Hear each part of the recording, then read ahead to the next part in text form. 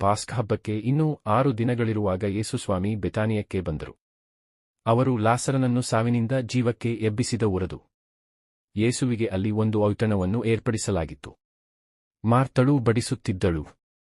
ಯೇಸುವಿನೊಡನೆ ಪಂಕ್ತಿಯಲ್ಲಿ ಊಟಕ್ಕೆ ಕುಳಿತಿದ್ದವರಲ್ಲಿ ಲಾಸರನು ಒಬ್ಬ. ಆಗ ಮರಿಯಳು ಸುಮಾರು 1/2 ಲೀಟರಿನಷ್ಟು ಅತ್ಯಂತ ಬೆಲೆಬಾಳುವ ಅಚ್ಚ ಜಿಟಾಮಾಂಸಿ ಸುಗಂಧ ತೈಲವನ್ನು ತಂದು ಯೇಸುವಿನ ಪಾದಗಳಿಗೆ ಹಚ್ಚಿ ತನ್ನ ತಲೆಗೂದಲಿನಿಂದ ಆ ಪಾದಗಳನ್ನು ಒರೆಸಿದಳು. ತೈಲದ ಸುವಾಸನೆ ಮನೆಯಲ್ಲೆಲ್ಲ ಹರಡಿತು. ಯೇಸುವನ್ನು ಹಿಡಿದುಕೊಡಲಿದ್ದ ಹಾಗೂ ಶಿಷ್ಯರಲ್ಲಿ ಒಬ್ಬನಾಗಿದ್ದ ಇಸ್ಕರಿಯೋತಿನ ಯೂದನು ಈ ಸುಗಂಧ ತೈಲವನ್ನು 300 ದೆನಾರಿ ನಾಣ್ಯಗಳಿಗೆ ಮಾರಿ ಬಂದ ಹಣವನ್ನು ಬಡಬಗ್ಗರಿಗೆ ಕೊಡಬಹುದಿತ್ತಲ್ಲ ಎಂದನು. ಬಡವರ ಹಿತಚಿಂತನೆಯಿಂದೇನೂ ಅವನು ಹೀಗೆ ಹೇಳಲಿಲ್ಲ. ತನ್ನ ವಶದಲ್ಲಿ ಇಡಲಾಗಿದ್ದ ಹಣದ ಚೀಲದಿಂದ ಸ್ವಂತ ಉಪಯೋಗಕ್ಕಾಗಿ ಬಳಸುತ್ತಿದ್ದ ಕಳ್ಳ ಅವನು.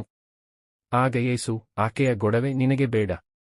ನನ್ನ ಶವಸಂಸ್ಕಾರದ ದಿನಕ್ಕಾಗಿ ಆಕೆ ಅದನ್ನು ಇಟ್ಟುಕೊಳ್ಳಲಿ.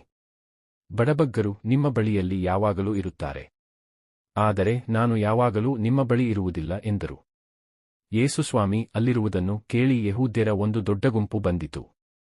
ಯೇಸುವನ್ನು ಮಾತ್ರವಲ್ಲ, ಅವರು ಸಾವಿನಿಂದ ಜೀವಕ್ಕೆ ಎಬ್ಬಿಸಿದ ಲಾಸರನನ್ನು ಕಾಣಲು ಆ ಜನರು ಅಲ್ಲಿಗೆ ಬಂದಿದ್ದರು. ಲಾಸರನ ನಿಮಿತ್ತವಾಗಿ ಅನೇಕ ಯೆಹೂದ್ಯರು ತಮ್ಮನ್ನು ಬಿಟ್ಟು ಯೇಸುವಿನಲ್ಲಿ ನಂಬಿಕೆಯಿಟ್ಟ ಕಾರಣ ಲಾಸರನನ್ನು ಕೂಡ ಕೊಲ್ಲಬೇಕೆಂದು ಮುಖ್ಯಯಾಜಕರು ಆಲೋಚಿಸಿದರು. ಮಾರನೆಯ ದಿನ ಯೇಸುಸ್ವಾಮಿ ಜೆರುಸಲೇಮಿಗೆ ಬರುತ್ತಿದ್ದಾರೆಂಬ ಸುದ್ದಿ ಹರಡಿತು. ಹಬ್ಬಕ್ಕೆ ಬಂದು ನೆರೆದಿದ್ದ ಜನಸಮೂಹಕ್ಕೆ ಈ ಸುದ್ದಿ ಮುಟ್ಟಿತು.